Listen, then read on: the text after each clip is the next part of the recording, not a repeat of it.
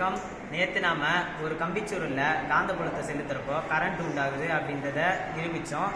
இன்றைக்கி பார்த்தீங்கன்னா கம்பிச்சுருளை நாம் மாற்றுறோம். நேற்று யூஸ் பண்ண கம்பிச்சுருள் இதில் பார்த்தீங்கன்னா கம்பிகளோட எண்ணிக்கை ரொம்ப கம்மியாக இருக்குது. இன்றைக்கி நம்ம இந்த கம்பிச்சுருளை யூஸ் பண்ணுவோம். ஏன்னா இந்த கம்பிகளில் எண்ணிக்கை ரொம்ப அதிகமாக இருக்குது. இந்த கம்பிச்சுருளில் நம்ம காந்தப்புலத்தை செலுத்துகிறப்போ கேல்வனோமீட்டரில் மின்னோட்டம் இருக்குதா இல்லையா அப்படின்றத நம்ம கண்டுபிடிக்கலாம். நான் ஒரு சட்டகாந்தத்தை எடுத்துட்டேன். முதல்ல ஒரு பக்கத்தை நான் உள்ளே செலுத்துகிறப்போ கேல்வனோமீட்டரில் முள்ளு நகருதா இல்லையான்றதை பார்ப்போம்.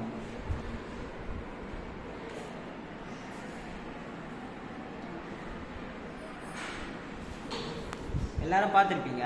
நான் இப்போ சவுத் சைடு யூஸ் பண்ணுறப்போ கேல்வனோமீட்டரில் முள் ரைட் சைடில் போகுது. இதுவே நம்ம நார்த் சைடு யூஸ் பண்ணோன்னா எந்த பக்கம் போகுதுன்னு பாருங்கள்.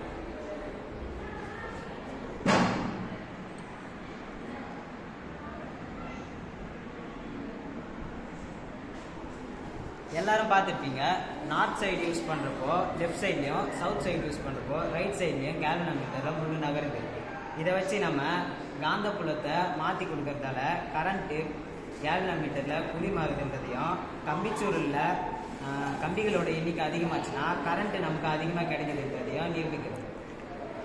வணக்கம்.